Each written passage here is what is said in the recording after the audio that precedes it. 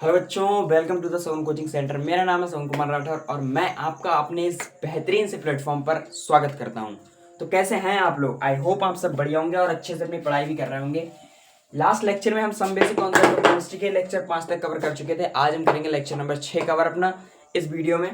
तो पिछले last lecture तक में हम कवर कर चुके थे साइंटिफिक नोटेशन टॉपिक। उससे आगे का आज हम पढ़ने वाले हैं इस लेक्चर में।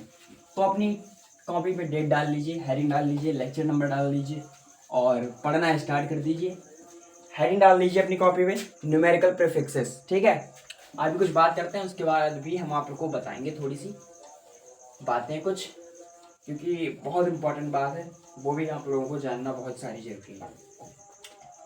तो जैसा कि स्टूडेंट आप लोग जानते हैं कि हमारा जो है अभी इस टाइम पे एक प्रोटेस्ट चल रहा है न्यू दिल्ली में। आप जानते हैं कि वहाँ पर जो है कई सारे स्टूडेंट मिलकर जंतर मंतर नाम से उन्होंने आंदोलन बनाया, वो कर रहे हैं। लेकिन वो जो भी कर रहे हैं, मुझे नहीं पता कि वो गलत है सही या सही है। मुझे तो लगता है कि सामने वो कुछ ज़्यादा कोई थोड़ी ना मांग रहे हैं आपसे, देश छोड़ने के लिए कोई थोड़ी ना कह रहे हैं। वो एक रिज़ाइन ही तो मांग रहे हैं आपसे, एक ऐसे व्यक्ति का जिसकी मतलब अंडर में कई सारे एग्जाम्स लीक हुए हैं। तो क्या वो गलत कर रहे हैं? लेकिन हमारे यहाँ के, अब मैं क्या कहूँ, जो पीएम है वो इस बात पर बिल्कुल भी ध्यान ही नहीं दे रहे हैं। और वहाँ पर जो पुलिस है वो कई सारी लाठीचार्ज भी कर रही है लोगों के ऊपर। और अगर आप देखेंगे वीडियोस में, तो वीडियो में तो ऐसा ऐसा दिखाया जा रहा है, वो वहाँ पर औरतों और लड़कियों को भी नहीं छोड़ रहे हैं। वो ऐसे उन लोगों को टॉर्चर करना है जैसे मतलब पता नहीं क्या। वीडियो देख के आपको खुद इतना गुस्सा आएगा, आपको खुद इतना खून खोलेगा कि आप कुछ कह नहीं सकते। खैर जो भी है, हमें उन लोगों का सपोर्ट करना, हम बाहर नहीं जा सकते तो ऑनलाइन सपोर्ट करें, हमें करना जरूर पड़ेगा। ठीक है, क्योंकि आखिर है तो ये हमारे लोगों के लिए, हम स्टूडेंट के लिए ही तो ये सब करना है। आप लोग खुद बताओ। अब चलो जो भी होता है, लेकिन खैर अपनी पढ़ाई करते हैं स्टार्ट। लेकिन ये बहुत गलत हो रहा है देश में। ऐसे देश क्या तरक्की करेगा? एक बात बताओ, जब स्टूडेंट ही नहीं बचेगा, स्टूडेंट के साथ ही गलत होता रहेगा, तो कैसे क्या होगा देश में बताओ। खैर छोड़ो, हमें अभी तो अपना आज जिस काम के लिए आए हैं वो काम कर लेते हैं। ठीक है, अगला हेडिंग डालो अपनी कॉपी में न्यूमेरिकल प्रीफिक्सेस। उससे पहले मैं बता दूं कि आपका ये चैप्टर है, मैं 1-2 दिन में इसे भी खत्म कर दूंगा बिल्कुल पूरा। फिर इसके बाद हम पढ़ेंगे नया chapter redox reaction. Redox reaction 1-2 lecture का चैप्टर है, यूं निपटा देंगे। ठीक है, बहुत ईजी सा चैप्टर है। ठीक है, आराम से। उसके बाद जो आएगा अपना थर्मोडायनामिक सोल्यूशन आएगा उसके बाद। तो सोल्यूशन भी बहुत ईजी चैप्टर है, क्योंकि जो मैं यहाँ पर अभी आपका बेसिक कवर कर रहा हूँ, ये पूरा आपका आएगा सोल्यूशन चैप्टर में। ठीक है, तो आप इसे बहुत अच्छे से पढ़ना है आपको। Okay okay sir. तो अगला हेडिंग डाल लो अपनी कॉपी में न्यूमेरिकल प्रीफिक्सेस। कुछ न्यूमेरिकल प्रीफिक्सेस होते हैं, ठीक है, न्यूमेरिकल प्रीफिक्सेस। अब सर ये क्या होते हैं न्यूमेरिकल प्रीफिक्सेस? इनके बारे में अब हम जानेंगे। ठीक है सर। देखो, सबसे पहले तो होता है, देखो 10 की पावर -1 का मतलब पता है क्या होता है? इसका मतलब होता है डीसी। क्या होता है इसका मतलब? इसका मतलब होता है डीसी। इसे हम करते हैं डी से रिप्रेजेंट। ठीक है, उसके बाद आता है आपका 10 की पावर -2, इसे कहते हैं हम सेंटी। ठीक है, और इसे जो हम रिप्रेजेंट करते हैं वो करते हैं इसे हम सी से। ठीक है, ये जो है आपके न्यूमेरिकल प्रीफिक्स हैं, ये जो है यूनिट में लिखे होते हैं, क्वेश्चन में दिए होते हैं, तो आपको समझ जाना है यूनिट में। ठीक है, क्वेश्चन में जो भी दे रखा हो इसके बारे में आपको समझ जाना है। फिर आता है 10 की पावर -3, इसे कहते हैं मिली। ठीक है, इसे जो हम रिप्रेजेंट करते हैं इसे करते हैं हम एम से रिप्रेजेंट। ठीक है, कई बार एम मतलब जो लिखा होता है तो उसका मतलब होता है मिलीमीटर। ठीक, उसके बाद आता है 10 की पावर -6, इसे कहते हैं माइक्रो।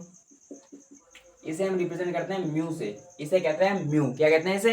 म्यू कहते हैं सर। उसके बाद आता है इसकी पावर -9, इसे हम रिप्रेजेंट करते हैं नैनो, मतलब नैनो कहते हैं, और इसे एन से रिप्रेजेंट करते हैं हम सर। ठीक है, उसके बाद आता है 10 की पावर -12, इसे कहते हैं पिको, जिसे हम पी से रिप्रेजेंट करते हैं। उसके बाद आता है हमारा 10 की पावर -15, इसे हम फेमटो कहते हैं, इसे हम एफ से रिप्रेजेंट करते हैं। ठीक है, किससे? एफ से रिप्रेजेंट करते हैं। इसके बाद वैसे तो हमारे काम के इतने ही हैं, लेकिन एक्स्ट्रा, सॉरी, वैसे तो हमारे काम के इतने ही हैं, लेकिन एक्स्ट्रा जो है एनसीईआरटी में 1-2 दे रखे हैं, वो भी मतलब वो एडवांस लेवल में आ जाते हैं, लेकिन मैं फिर भी यहाँ पर आपको लिखवा दूंगा। ठीक है, क्या कहते हैं इसके लिए? 10 की पावर -18, इसे कहते हैं एटो। ठीक है, इसे जो हम रिप्रेजेंट करते हैं इसे करते हैं ए से। उसके बाद आता है आपका 10 की पावर -21, इसे हम रिप्रेजेंट करते हैं जेप्टो यानी कि जेड से।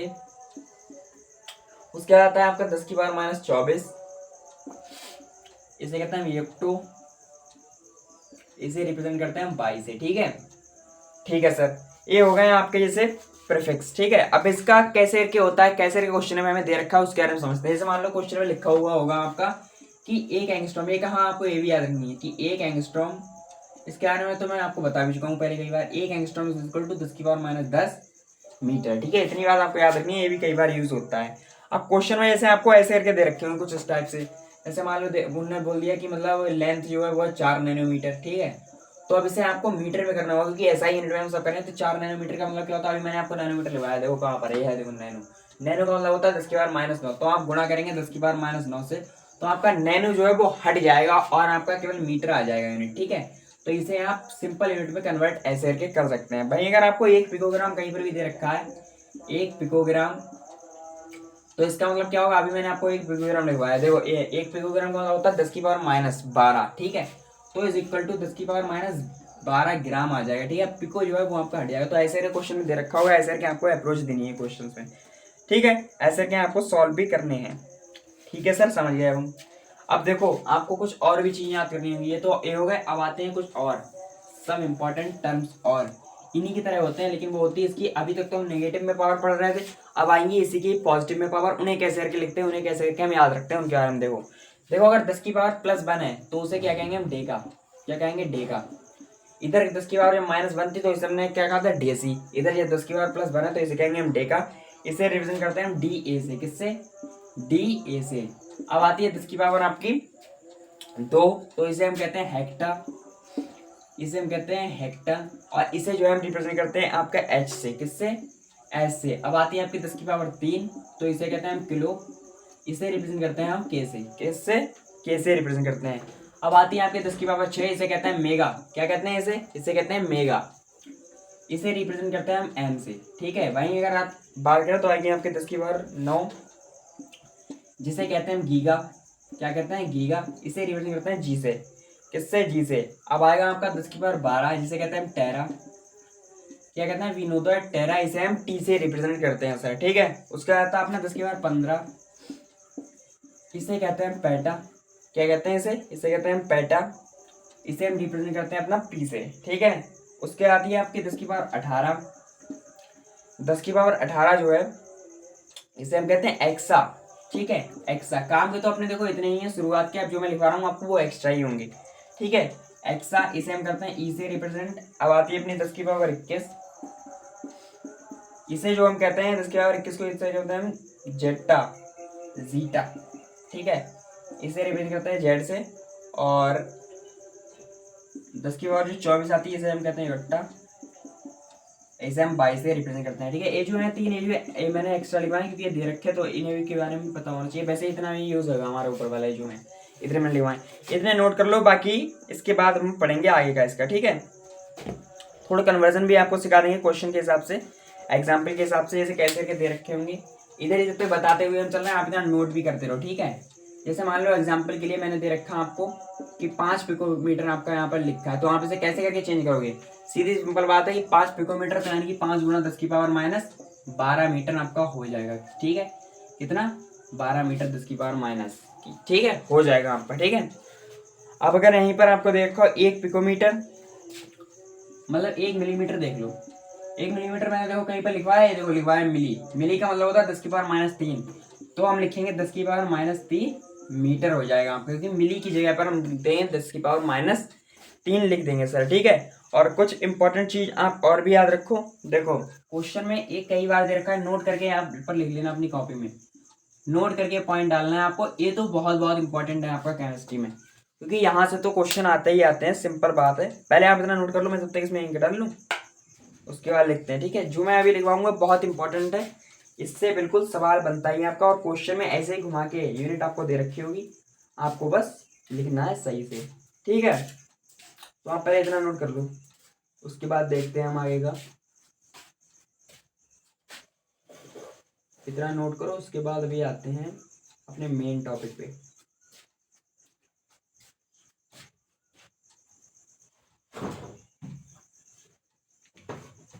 तो नोट करके अब आप पॉइंट डालो एक, देखो आपने क्वेश्चन में कई बार लिखे हुए देखा होगा कि 1 litre, 1 decimetre cube, 1 millimetre cube, इनका मतलब क्या होता है, कैसे हम क्वेश्चन में इसकी अप्रोच करते हैं। तो उसका आपको मैं बताऊं कि कई बार क्वेश्चन में आपको कंफ्यूजन करने के लिए देखा होगा 1 सेंटीमीटर क्यूब मतलब 1 सीसी। अब आपने सुना होगा कि मोटरसाइकिल जो होती है उसमें उसका इतने सीसी का इंजन होता है, लेकिन आपको सीसी का मतलब पता है? तो सीसी का मतलब भी जान लो। सीसी का मतलब होता है क्यूबिक सेंटीमीटर, यानी कि वो वॉल्यूम को नापता है। और सीसी मतलब इंजन, वो अलग बात हो जाती है। और सीसी मतलब यहाँ पर जो अलग बात हो जाती है, क्योंकि सेंटीमीटर क्यूब, लेकिन सीसी का जो मतलब होता है वो होता है आपका सेंटीमीटर क्यूब। ठीक है, कई लोग जो होते हैं बोलते रहते हैं लेकिन उनके बारे में पता नहीं होता, तो आपको ध्यान रखना है कि सीसी यानी कि centimetre cube.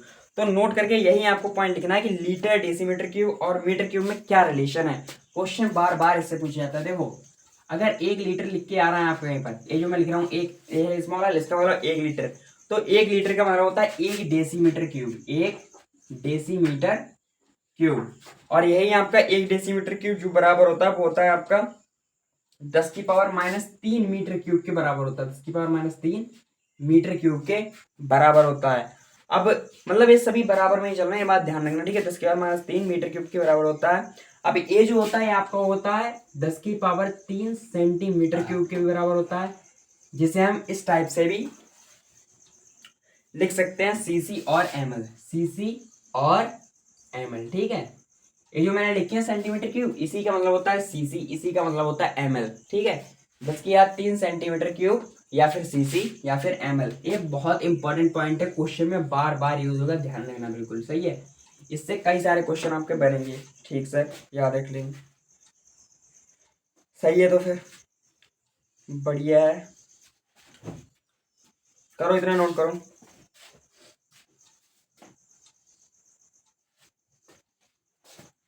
Density is equal to mass by volume, ऐसा यूनिट ऑफ डेंसिटी।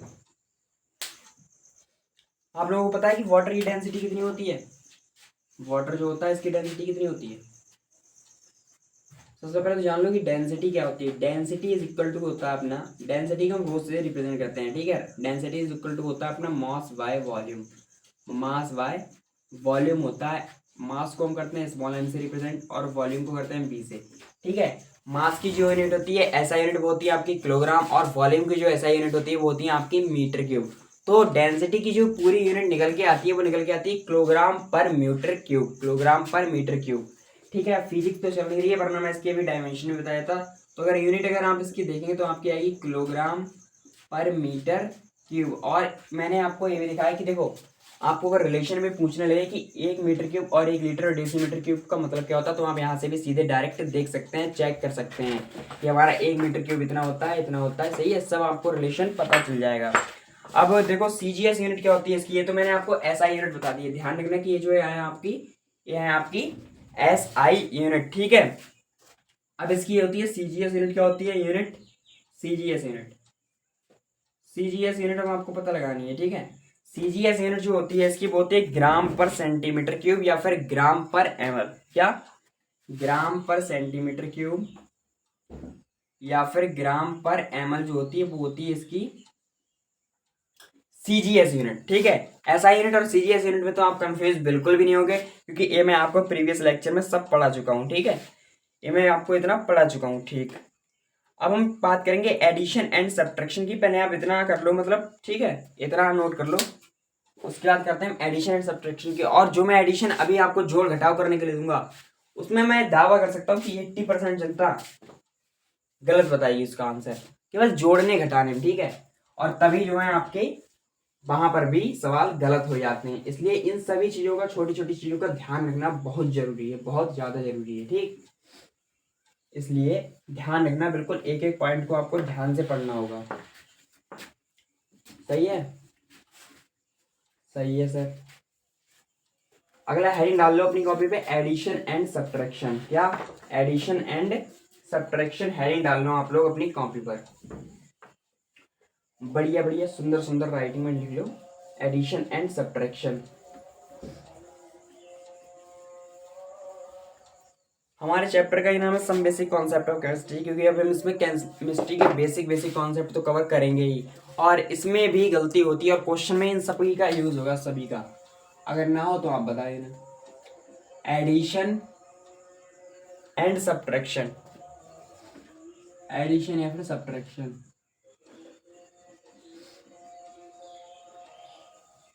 ठीक है, देखो मान लो मैंने यहाँ पर एक एग्जाम्पल ले लिया कि आपको जोड़ने हैं 12.12 प्लस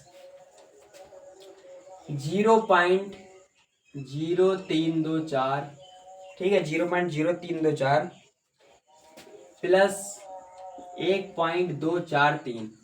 अब सीधे कैलकुलेटर निकाल के मत कैलकुलेट करने लगना, क्योंकि एग्जाम में आपको कोई कैलकुलेटर नहीं मिलेगा। ठीक है, अब यहीं पर तो जो मेन मुद्दा है वो है हमारा कि इन्हें जोड़ते कैसे हैं और कब कहाँ पर पॉइंट आता है, कैसे क्या आता है, कैसे करके इन्हें जोड़ते हैं। बच्चे इनमें बहुत ज्यादा मिस्टेक करते हैं, बहुत ज्यादा।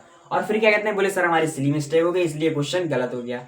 चाहे आपकी सिली मिस्टेक हो या पूरा सिल्ला हो, ठीक है, क्वेश्चन गलत हो गया तो -4 -5 रखते हैं। ठीक है, -5।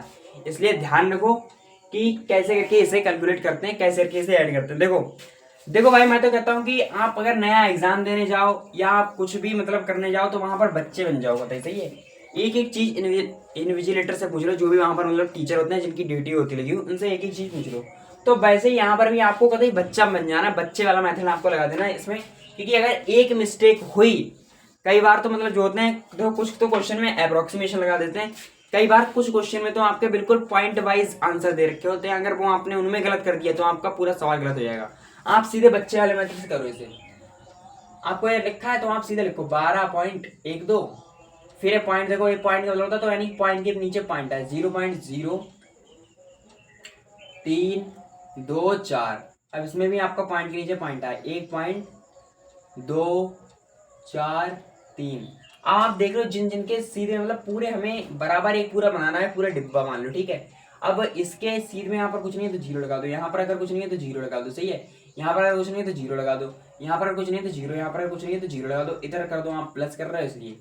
अब आप सभी को बिल्कुल सीरियल वाइज ऐड कर सकते हो। देखो 4 0 0 यानी कि 4, 3 और 2 5, 4 3 7 और 2 9, 2 और 1 3, पॉइंट है तो पॉइंट के नीचे पॉइंट, 2 और 1 3, ठीक है 1 और 1।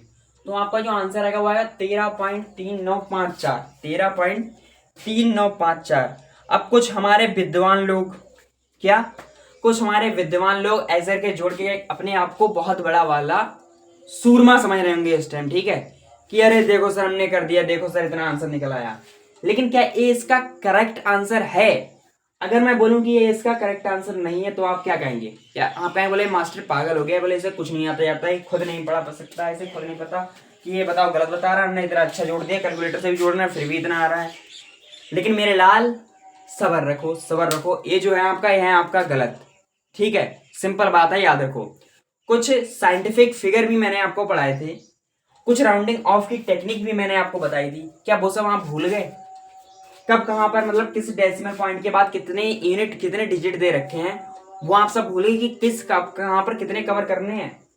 देखो याद रखो मेरी बात, जब हम एडिशन करते हैं और सब्ट्रैक्शन, तो जो एडिशन जब हम करते हैं, देखो एडिशन का रूल समझ लो कि मान लो उन्होंने हमें देखो 3 डिजिट दिए थे, क्वेश्चन ये है अपना एक कि उन्होंने हमें 3 डिजिट दिए थे और उनमें तीनों के बाद में पॉइंट के आगे कुछ ना कुछ डिजिट थे।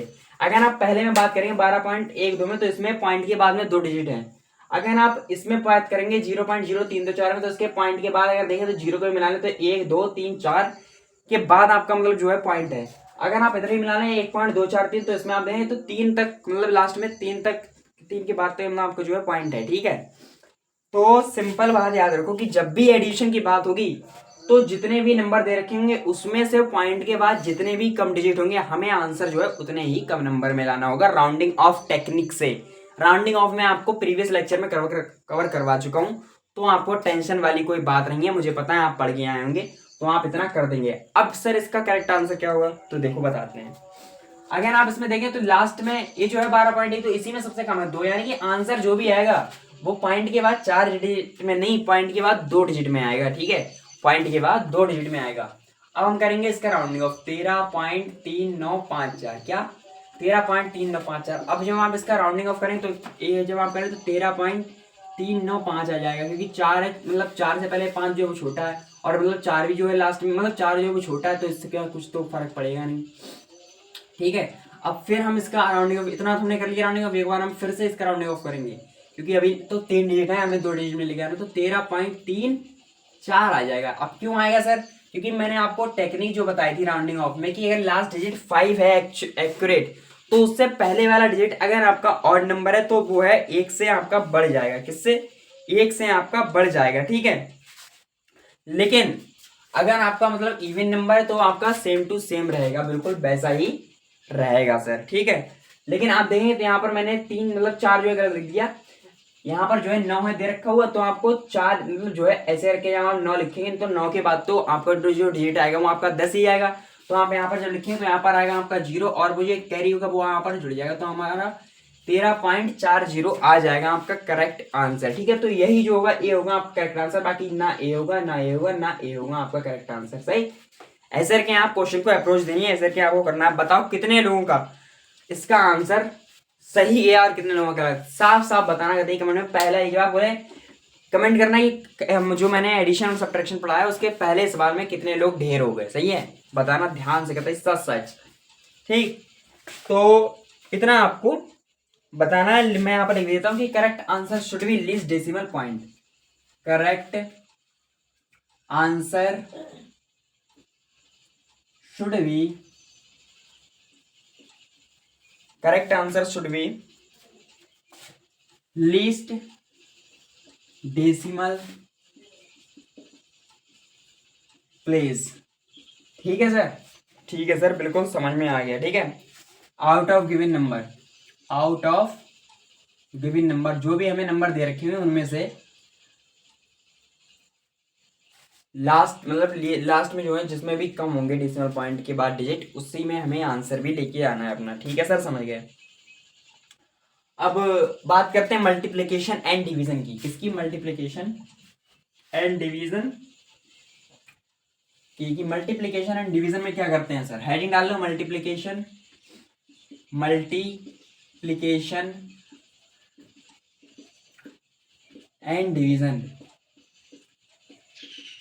एडिशन एंड सब्ट्रैक्शन में दोनों में वही रूल लगेगा, ठीक है, कि जिसके मतलब डेसिमल पॉइंट के बाद जितने कम डिजिट होंगे वही वाला उसी में जो हम आंसर भी लेके आएंगे उतना ही डिजिट में आंसर भी अपना लेके आएंगे, सही है। तो आपको इतनी बात रखनी है ध्यान, ओके। हेडिंग डालो multiplication and division. Multiplication and division में क्या रूल होता है?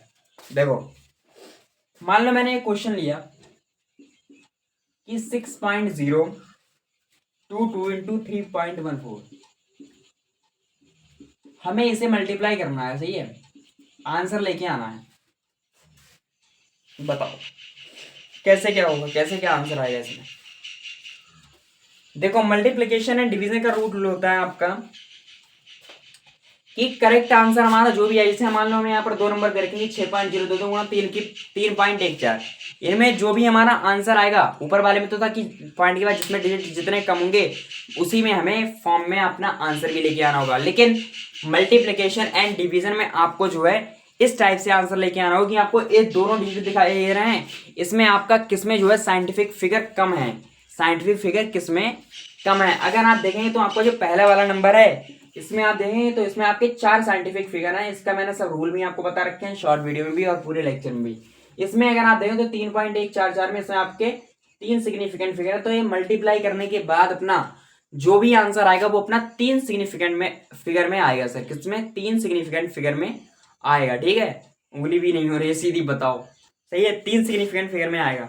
अब देखो मैं आपको बताऊं, अब जब मैं इसके लिए कैलकुलेट करूंगा, मल्टीप्लाई करूंगा, तो जो आपका कैलकुलेट करके आएगा एक्यूरेट वो आएगा आपका 18.90908, इतना ही आएगा। आई थिंक कैलकुलेटर से कैलकुलेट कर रहे हैं ना, लेकिन मैं डायरेक्ट कर रहा हूँ यहाँ पर क्योंकि टाइम कम है।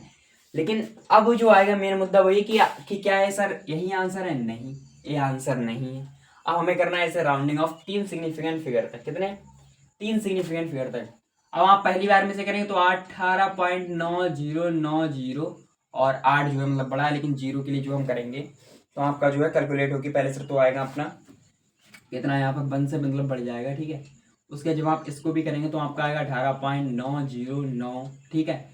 जब आप इसे भी करेंगे तो 18.91, ठीक है। उसके बाद जब आप इसे करेंगे तो आपका एक्यूरेट आएगा 18.9, जो कि आपका यही करेक्ट आंसर निकल के आएगा सर, क्योंकि इसमें जो है आपके 3 सिग्निफिकेंट फिगर दिखाई दे रहे हैं। कितने? 3 सिग्निफिकेंट फिगर दिखाई दे रहे हैं। तो एक्चुअली में आंसर जो आएगा वो आपका यही आएगा। अब इंग्लिश जो होती है, इंग्लिश लैंग्वेज लिख लेते हैं हम, ठीक है। Correct answer should be, correct answer should be reported in least significant figure out of given numbers. ठीक है सर, बिल्कुल। अब आपको समझ में आ गया कि एडिशन एंड सब्ट्रैक्शन कैसे करते हैं, मल्टीप्लिकेशन एंड डिवीजन कैसे करते हैं। ठीक है, तो इतना कर लो अब आप नोट, क्योंकि यही था हमारा इसका मेन टॉपिक। उसके बाद कुछ क्वेश्चन करवा दूं क्या सिग्निफिकेंट फिगर से रिलेटेड? वैसे तो सिग्निफिकेंट फिगर को मैं आपको पढ़ा चुका हूँ, क्वेश्चन करने की जरूरत है। चलो लास्ट लेक्चर का रिवीजन भी हो जाएगा। ठीक है, आपको बताना है कि इनमें कितने कितने सिग्निफिकेंट फिगर हैं। How many significant figure in the given number, how many significant figure in the given number. कुछ आपका रिवीजन हो जाएगा और मेरा भी आपके लिए टेस्ट एक हो जाएगा कि हाँ आप कितना पढ़ के आते हैं, कितना रिवीजन करके आते हैं। हैरिंग ये आज हो जाएगा आपका सरप्राइज टेस्ट। ठीक, सबसे पहला ही मैं आपसे पूछ रहा हूँ, बताओ पाई में कितने सिग्निफिकेंट फिगर होते हैं? आप आओगे सर पहले क्वेश्चन में धर दिया, हमें बताओ पहले क्वेश्चन में आपने वॉट लगा दी हमारी, तो कोई बात नहीं है, पढ़ के आए होगे। बताओ पाई में कितने सिग्निफिकेंट फिगर होते हैं, बताओ कितने लोगों को पता है कि पाई में हमारे कितने सिग्निफिकेंट फिगर होते हैं? एक बोले पाई दिखाई दे रहा है यहाँ पर 3.14 यानी कि 3 होते हैं। कितने होते हैं बताओ? लेकिन यहाँ पे तो पाई वैल्यू दे रखी है हमारी, इसमें कितने होते हैं देखो।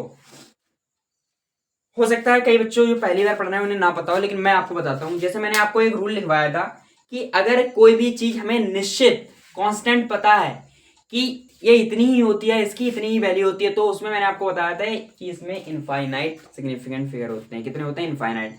अब आपको पता है कि पाई की वैल्यू जो होती है 22/7 ही होती है, फिर 3.14 ही होती है, वो तो कांस्टेंट है। तो अगर आप देखेंगे तो इसमें जो आपके सिग्निफिकेंट फिगर निकल के आएंगे वो आपके निकल के आएंगे इनफाइनाइट। क्या इनफाइनाइट निकल के आएंगे? इसे कॉपी में नोट करो, ठीक है, अच्छे से बना के इस क्वेश्चन को। और आप इस क्वेश्चन को किसी दूसरे बंदे से पूछोगे तो वो भी हैरान हो जाएगा कुछ देर के लिए। सही है, उसे खुद समझ में नहीं आया कि मैं क्या आंसर दूं, इसलिए खुद के लिए इतनी अप्रोच रखो। चाहे कोई भी, जैसे मान लो अभी कोई बच्चा ही आपके सामने बड़ी बड़ी बातें करने लगा, फिजिक्स का स्टूडेंट या मैथ का स्टूडेंट, कई लोग होते हैं वो कहने लगे बोले फर्स्ट चैप्टर आप पढ़ के आए हो, बताओ मतलब कुछ भी कर रहे हो, तो आप सीधे कहना कि अभी अभी आपने फर्स्ट चैप्टर पढ़ा होगा, चाहे फिजिक्स में हो, फिजिक्स तो उसने भी पढ़ी होगी, चाहे केमिस्ट्री हो, आप सीधे कहना कि आपने फर्स्ट चैप्टर पढ़ा होगा, आप एक क्वेश्चन बता दो पाई में कितने सिग्निफिकेंट फिगर होते हैं। तो भाई साहब मैं चैलेंज कर सकता हूँ कि 90% जनता गलत जवाब देगी पाई का। सही है, उसे ये नहीं पता होगा कि पाई में कितने सिग्निफिकेंट फिगर होंगे। और हाँ ध्यान रख लेना, अगर वो आंसर भी देंगे तो पता है कितने, वो सीधे 3.14 लिखेंगे और कहेंगे बोले 3 सिग्निफिकेंट फिगर हैं, और तुम सीधे कहना खुद कॉन्फिडेंस से बोले सर आप गलत हैं, इसलिए ज्ञान ना दें। लेकिन आपको ऐसे ज्यादा एटीट्यूड नहीं रखना, आपको उसे सिंपल भाषा में समझा देना कि पाई की जो होती है वैल्यू होती है कांस्टेंट, इसलिए उसमें जो सिग्निफिकेंट फिगर होता है वो होता है इनफाइनाइट। ठीक, बताओ इसमें कितने हैं सिग्निफिकेंट फिगर? 12 गुणा 7.45, 12 गुणा 7.435।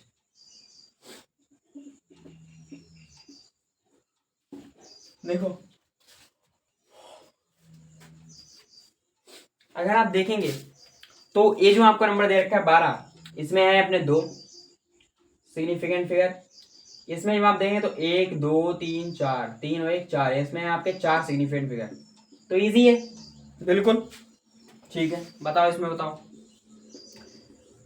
मैंने लिख दिया 6000, इसमें कितने सिग्निफिकेंट फिगर हैं? 6000 में मैंने लिख दिया कि इसमें कितने सिग्निफिकेंट फिगर आपके प्रेजेंट है। तो अगर आप देखें तो सिग्निफिकेंट फिगर जो है आपके वो 6000 में है 1, 6 देखो मैंने लिख दिया, ऐसी कंफ्यूजन होती है। ठीक है, इसमें कितने 1, अगर मैं यहाँ पर लिख दूँ 4.5 गुणा 10⁻6, अब कितने सिग्निफिकेंट फिगर है इसमें? तो देखो ये भी मैं आपको रूल बता चुका हूँ कि अगर पावर में कोई भी नंबर है तो हम उससे पहले वाले जितने भी होते हैं इसी में जोड़ते हैं। तो अगर आप देखें तो 4.5 यानी 2 नंबर है इसमें, तो इसमें 2 सिग्निफिकेंट फिगर है। जो 10 की पावर जितनी भी होती है इससे कोई लेना देना नहीं है सर। सही है, तो बिल्कुल यार मैंने आपको रिविजन भी करवा दिया। अब कुछ थ्योरी व्यूरी बचती है आपकी एनसीईआरटी से पढ़ने के लिए, मैं हेडिंग लिखवा दे रहा हूँ आपको, आप वो पढ़ लेना अपनी एनसीईआरटी से। यहाँ तो मैं आपको पढ़ा नहीं सकता हूँ, देखो कहाँ तक मैं आपको पढ़ाऊंगा, थ्योरी तो आपको बस पढ़नी ही पड़ेगी। ठीक है, एनसीईआरटी रीडिंग हेडिंग डाल लो कि एनसीईआरटी से आपको क्या क्या पढ़ना है, एनसीईआरटी रीडिंग, और सब एनसीईआरटी में है ये, आप ध्यान रखना। सही है, ये बेसिक है लेकिन बहुत अच्छे से कवर करवा रहा हूँ। ठीक है, एनसीईआरटी रीडिंग अब आपको क्या करनी है ध्यान रखो। देखो हेडिंग डाल लो, ऐसा आपको हेडिंग मिलेगा, properties of matter and there measurement. ये आपको पढ़ना है, प्रॉपर्टीज ऑफ मैटर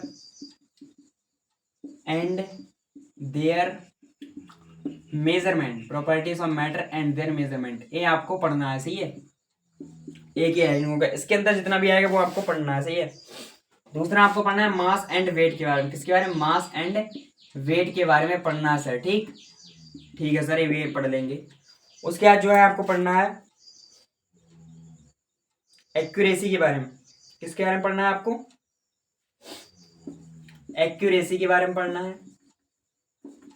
रीडिंग करना है बस इनका। सही है, आप समझ जाएंगे खुद। फिर पढ़ना है आपको प्रीसीजन के बारे में, प्रीसीजन के बारे में। बस इतनी एनसीईआरटी रीडिंग करनी है, इतना आप नोट कर लो। उसके बाद मैं आपको टेम्परेचर में कुछ रिलेशंस होते हैं वो उनके बारे में आपको बता देता हूँ। सही है, वो इंपॉर्टेंट रिलेशन होते हैं, वो आपके फिजिक्स और केमिस्ट्री दोनों में काम आएंगे। ठीक है, तो आप इतना नोट कर लो। उसके बाद हम बढ़ते हैं आगे का। सही है, इतना करो नोट, फिर करते हैं आगे की बात शुरू, क्योंकि अभी कथा चल रही है हमारी। सही है, इरेज कर दूं मैं? इतना बताओ, नोट तो कर लिया होगा आप लोगों ने, आई होप। और वैसे कैसी चल रही है आप लोगों की जिंदगी? मजे में चल रही है हैं? बोले सर क्या मजे में चल रही है? पूरे दिन यही हो जाता है, बोले लेक्चर करो, पहले फिजिक्स, फिर केमिस्ट्री, फिर बायो, फिर मैथ। मतलब बायो वाले स्टूडेंट तो बायो, मैथ वाले स्टूडेंट तो मैथ, है नहीं है? लेकिन करते रहो, यही टाइम है, यही टाइम है, यही टाइम है। जिन्होंने शुरुआत के 25 साल मेहनत कर ली जिस व्यक्ति ने, वो आने वाले 75 साल ऐसे काटता है। हमारे एक सर कहते थे जो हमें पढ़ाते थे क्लास 12 में फिजिक्स, हैं अभी वो भी हैं, वो कहीं चले नहीं गए। सही है, उनकी मुझे ये बात बहुत बढ़िया लगी। वो कहते हैं कि जो व्यक्ति अपनी लाइफ के 25 साल मेहनत करता है, वो आने वाले 75 साल ऐश से काटता है। किससे? ऐश से काटता है। और जो व्यक्ति शुरुआत के 25 साल ही मतलब मेहनत नहीं करता है, मौज मस्ती कर लेना है, फिर वो आने वाले 75 साल बस यही, बस खेतों में मजदूरी करता है, इधर उधर काम करता है, गर्मियों में घूमता है, और उसकी लाइफ जो है बहुत बेकार हो जाती है। फिर वो कहता है, बोले बताओ कैसे कैसे क्या करें? फिर उसके घर में कलेश, बोले घर में नहीं है खाने को, क्या करें? बीवी बच्चे कह रहे हैं, बोले बताओ खाने लेके आओ, कहाँ से लेके आओगे? ठीक है, जब तुमने कुछ किया ही नहीं, क्योंकि पहले तुमने 25 साल जो है वो ऐयाशी की ना, घूमने में बस टाइम वेस्ट किया। इसलिए अभी मेहनत का टाइम है, तो मेहनत करो। सही है, क्या पढ़ रहे थे हम? टेम्परेचर। हेडिंग डालो टेम्परेचर के बारे में। टेम्परेचर के में कुछ रिलेशन होते हैं, उनके बारे में तो आपको पता होना चाहिए। इस चैप्टर को लोग 15-15, 16-16 लेक्चर में पढ़ाते हैं। मैं आपसे वादा करता हूँ कि 8 से 9 लेक्चर में आपका पूरा चैप्टर खलास कर देंगे, खत्म कर देंगे। सही है, ठीक है सर। देखो टेम्परेचर के बारे में अगर हम बात करें तो देखो इसकी, देखो यूनिट क्या होती है टेम्परेचर की? इसकी होती है सेल्सियस, सेल्सियस जिसे हम सेंटीग्रेड भी कहते हैं। दूसरी होती है आपकी, बोलती है आपकी Fahrenheit scale, Celsius scale, Fahrenheit scale, Fahrenheit scale, और आपका जो होता है केल्विन स्केल, केल्विन स्केल। ये जो होती हैं, ये होती हैं इसकी टेम्परेचर की यूनिट्स। इनमें हम टेम्परेचर को मेजरमेंट करते हैं। ठीक है, जब आपने देखा हो कि वो जो होते हैं डॉक्टर लोग, जब वो मतलब फीवर चेक करते हैं तो वो इसी में नापा जाता है आपका फ़ारेनहाइट में। लोग कहते हैं हमारा 100 डिग्री सेंटीग्रेड बुखार है। बोले अगर 100 डिग्री सेंटीग्रेड बुखार हो जाएगा ना, तो तुम कोई भी चीज़ छुओगे ऐसे जल जाएगी, जल। लोग कहते हैं बोले हमें 104 बुखार है, 104 डिग्री बुखार है।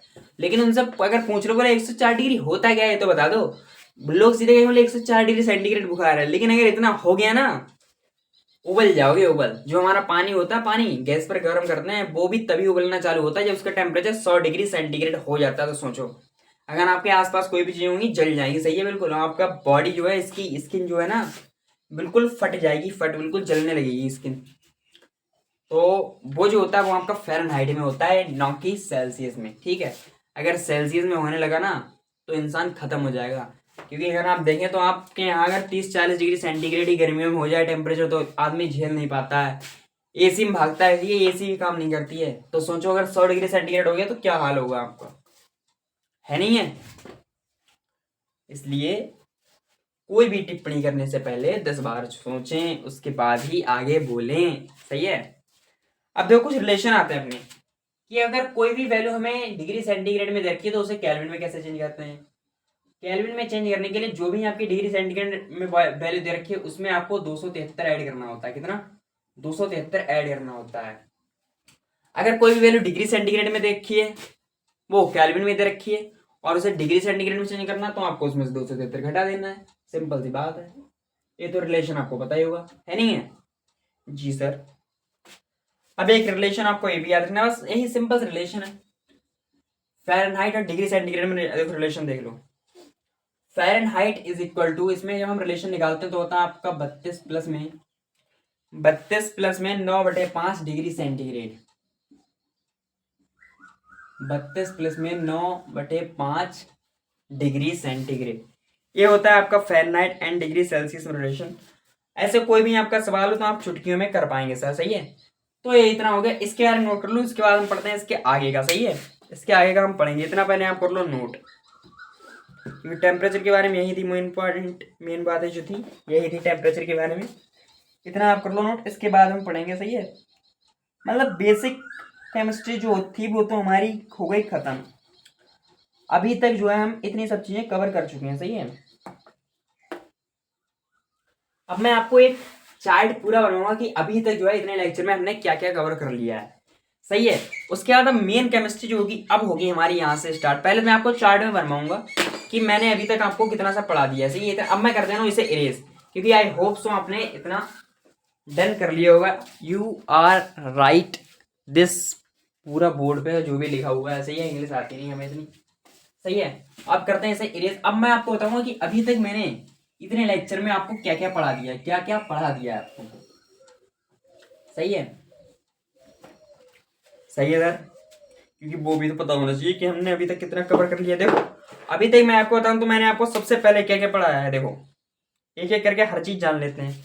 मैंने आपको सबसे पहले पढ़ाया matter and it's classification. Matter and it's classification, ये टॉपिक हमारा हो गया पूरा। बिल्कुल सर हो गया है, टिक लगा लो इस पर। जितना अभी तक पढ़ा दिया वो सब मैं आपको बता रहा हूँ, मतलब बेसिक में जो सब कवर किया। अब तो केमिस्ट्री आज से स्टार्ट होगी हमारी मेन, पहले देख लो।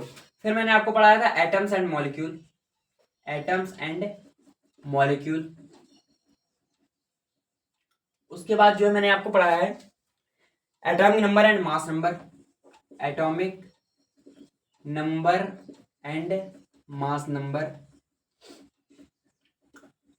उसके बाद मैंने आपको क्या पढ़ाया है, उसके बाद मैंने आपको पढ़ाया आइसो टर्म्स पढ़ाए थे, वो आइसो टॉपिक आइसो न्यूट्रॉनिक। ठीक है।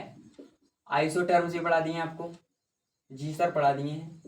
इसके बाद मैंने आपको पढ़ाए थे एवरेज एटॉमिक मास भी हमने पढ़ लिया है। एवरेज एटॉमिक मास भी पढ़ लिया है हमने।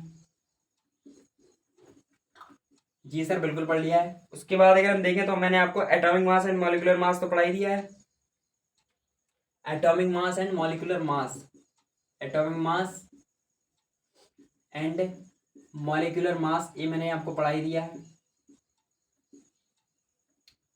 बिल्कुल ये भी पढ़ा दिया है। उसके बाद मैंने आपको पढ़ा दिया होगा मोल कॉन्सेप्ट। ठीक है। मोल कॉन्सेप्ट में आपको कुछ चीजें पढ़ा देंगी। Mole concept, mole concept, mole concept में कुछ चीजें शायद रह भी गई हूँ, अभी तो पढ़ेंगे ही। मोल कॉन्सेप्ट तो हमारा पूरा चैप्टर ही है, मेन चैप्टर।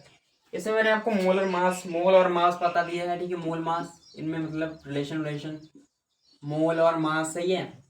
उसके बाद जो आता है अपना मोल और फिर number of particle, mole and number of particle, इनमें भी ये भी मैंने आपको बता दिए कैसे करके सब आपको कैलकुलेट करना है। बिल्कुल हाँ सब बता दिए हैं।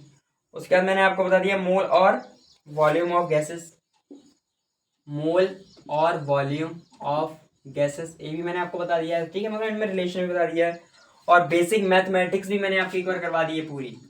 बेसिक मैथ, जिन बच्चों को कैलकुलेशन में प्रॉब्लम होती है वो भी मैंने आपको जितनी इतनी आपकी यूज हो रही है केमिस्ट्री में वो सब दो कवर करवा दी है। बेसिक मैथमेटिक्स में जैसे आपका हो गया scientific notation, scientific notation basic mathematics में हो गया नहीं हो गया आपका बताओ।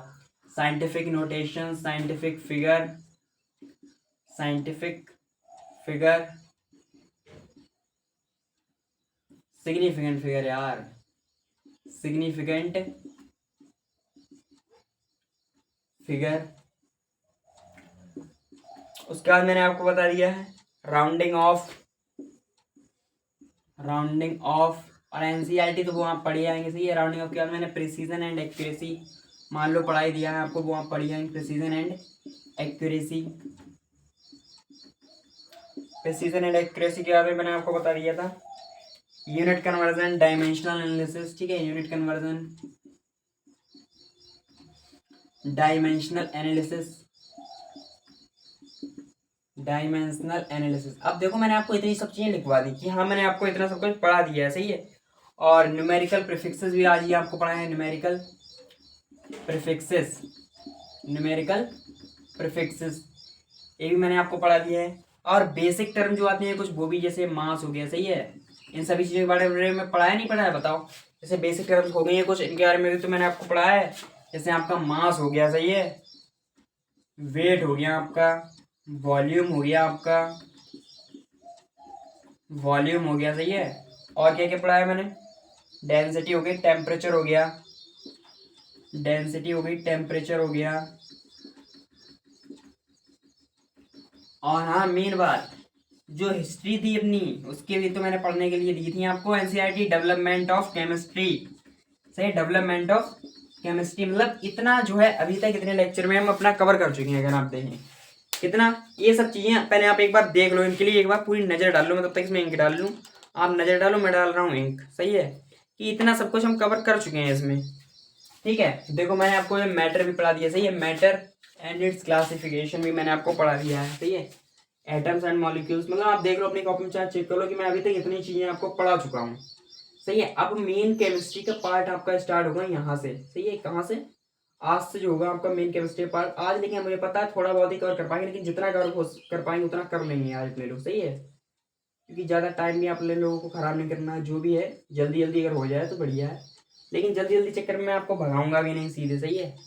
जो भी आपके लिए जरूरी पॉइंट होंगे वो सब कवर करवाएंगे, सब कवर करेंगे हम अपनी इस लेक्चर में, सही है। क्योंकि हम कोई ऐसे तो तैयारी करनी नहीं है बोर्ड की, बोले जो आए प्रीवियस ईयर के सभी क्वेश्चन हमने करवा दिए, सही है। आज जो है एक ही टॉपिक पढ़ पाएंगे, ज़्यादा नहीं पढ़ पाएंगे। लेकिन अगर मैं आपको बता दूं पहली बार कि मैटर एंड इट्स क्लासिफिकेशन भी मैंने आपको करवा दिया, एटम्स एंड मॉलिक्यूल भी करवा दिया, एटम में नंबर एंड मास नंबर भी करवा दिया, आइसोटर्म्स भी करवा दिया, एवरेज एटॉमिक मास भी करवा दिया। इसे लिख लेना कॉपी में, सही है। और फिर atomic mass and molecular mass भी करवा दिया। मोल कॉन्सेप्ट में आपका जो हो गया mole mass relation, mole number of particles, mole volume of gas. Basic math में अगर देखा जाए तो scientific notation, significant figure, rounding off, precision and accuracy, conversion, dimensional analysis, numerical prefixes. और बेसिक टर्म में देखा तो आपका mass, weight, volume, density, temperature और डेवलपमेंट ऑफ केमिस्ट्री, ये सारे टॉपिक मैंने आपको कवर करवा दिए हैं सर। करवा दिए नहीं करवा दिए बताओ? मतलब इतना सब कुछ हम पढ़ चुके हैं। और अभी आपको क्या लग रहा है कि हमने कुछ पढ़ा है नहीं पढ़ा है? ऐसे मत कहना कि नहीं पढ़ा है, बताओ।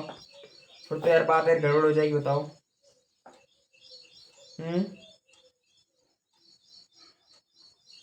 चलो आज एक ग्राम कॉन्सेप्ट पढ़ लेते हैं थोड़ा सा, उसके बाद में एटॉमिक मास यूनिट एएमयू और यूनिफाइड मास, मतलब एटॉमिक मास यूनिट के बारे में नेक्स्ट लेक्चर से पढ़ लेंगे। आज ग्राम कॉन्सेप्ट के बारे में थोड़ा सा पढ़ लेते हैं, बाकी का देखो बाद में पढ़ लेंगे, सही है। क्योंकि एक नया फ्रेश टॉपिक होगा तो अच्छा रहेगा। लेकिन ग्राम कॉन्सेप्ट के बारे में थोड़ा सा मैं इधर ही बता दे रहा हूँ, जब जगह है तो इधर ही बता देना है, सही है। बाकी इतना सब कुछ हमने कवर कर लिया अपने लेक्चर में। ये आपको प्राउड होना चाहिए अपने ऊपर कि 5 लेक्चर में इतना सब कुछ पढ़ना बहुत बड़ी बात है, सही है। बहुत बड़ी बात है। एंड ये सब आप लोगों की वजह से हो पाया कि आप लोगों ने इतना कॉपरेट किया। आप लोग भी पढ़ने वाले बच्चे, समझने वाले बच्चे। क्योंकि अगर आप लोग नहीं होते, बच्चे भी अगर बेकार मिल जाए तो टीचर भी क्या करेगा? वो क्या धीरे धीरे पढ़ाता ही रहेगा, बताओ। लेकिन कोई नहीं, थैंक यू आप लोगों का, आप लोग बने रहे हमारे साथ, सही है। अब बस एक कॉन्सेप्ट पढ़ लो, ग्राम कॉन्सेप्ट, सही है। उसके बारे में जितना बताते हैं उतना आज के लिए पढ़ लो। बाकी कल जो है एटॉमिक मास यूनिट एएमयू के बारे में पढ़ेंगे, सही है। हेडिंग डाल लो ग्राम कॉन्सेप्ट। ग्राम कॉन्सेप्ट क्या है इसके बारे में मैं थोड़ा थोड़ा आपको पिछले लेक्चर में ही बता चुका हूँ, प्रीवियस लेक्चर में बता चुका हूँ। लेकिन बस रिवीजन ही मान लो थोड़ा सा, लेकिन कुछ चीजें एक्स्ट्रा होगी, सही है। ग्राम कॉन्सेप्ट क्या होता है? इफ ग्राम और G is used as prefix then it's represent mole. देखो अगर ग्राम कहीं पर भी क्वेश्चन में आ रहा है, ठीक है, ग्राम अगर यूज हो रहा है आपका प्रीफिक्स के रूप में, तो उसका मतलब होता है मोल। क्या होता है? मोल। जैसे अगर लिखा है ग्राम एटम या फिर ग्राम मॉलिक्यूल, तो ग्राम एटम का मतलब होता है एक मोल एटम। ग्राम मॉलिक्यूल अगर लिखा तो उसका मतलब होता है एक मोल मॉलिक्यूल, एक मोल मॉलिक्यूल। तो यहां पर मैं लिखवा देता हूं आपको, इफ ग्राम, ग्राम को ही आप जी से भी रिप्रेजेंट करते हैं, स्मॉल जी से। इफ ग्राम और G is used as prefix, is used as prefix, is used as prefix, then it represent mole, then it represent मोल। तो वो किसे रिप्रेजेंट करते हैं? मोल को रिप्रेजेंट करते हैं सर। ठीक है सर, बिल्कुल समझ गए हम। अब देखो एग्जाम्पल के लिए मैं ले लूं, जैसे मैंने लिख दिया यहाँ पर 20 gram of hydrogen, 20 gram of hydrogen. तो यहाँ पर ए क्या रिप्रेजेंट करता है? ए करता है कि रिप्रेजेंट करता है मास ऑफ हाइड्रोजन को, रिप्रेजेंट मास ऑफ हाइड्रोजन। तो हाइड्रोजन का मास कितना है? 20 ग्राम है, सही है। जैसे कुछ कॉन्सेप्ट जहां जहां पे जैसे जैसे यूज होंगे वो मैं आपको सब बता रहा हूँ, सही है। अब जैसे आपको मान लो यहाँ पर 30 ग्राम CO2 दे रखा है, 30 ग्राम CO2 दे रखा है, सही है। 30 ग्राम मान लो आपको CO2 दे रखा है। इसमें अगर वो आपसे पूछ ले इसके मोल, तो क्या आप निकाल लेंगे? देखो प्रीवियस लेक्चर भी मैं आपको करवा रहा हूँ सब। तो आपको पता है कि जो भी वेट दे रखा होता है वो आपका ऊपर आता है, गिवन वेट अपॉन में मॉलिक्यूलर वेट। CO2 का कितना होता है? 12 + 32 44 होता है, सही है। ऐसे आपके मोल भी निकल जाएंगे। अगर मैं आपसे कहूँ इसके मॉलिक्यूल निकालो, तो आपको कुछ नहीं करना है, इसी में आपको इससे Na से मल्टीप्लाई कर देना है, एवोगाड्रो नंबर से मल्टीप्लाई कर देना, ये आपके मॉलिक्यूल निकल आएंगे, ठीक है। लेकिन मेन बात आती है कि ग्राम कॉन्सेप्ट सर जो आपने पढ़ा है इसका यूज तो कहीं पर हुआ ही नहीं है, लेकिन हुआ इन सब में, लेकिन आप समझ नहीं पा रहे हैं। देखो अगर मैं ये पॉइंट लिखूंगा आप देखो बिल्कुल समझ जाएंगे। क्या कि 20 ग्राम एटम ऑफ हाइड्रोजन, जैसे मान लो अभी तुमने लिखा 20 ग्राम ऑफ हाइड्रोजन, अगर लिखा हो 20 ग्राम एटम ऑफ हाइड्रोजन, तो इसका जो मतलब होता है, इसका मतलब होता है रिप्रेजेंट क्या करता है? ये करता है रिप्रेजेंट करता है 20 मोल एटम ऑफ हाइड्रोजन। क्या रिप्रेजेंट करता है? Represent 20 mole atom of hydrogen.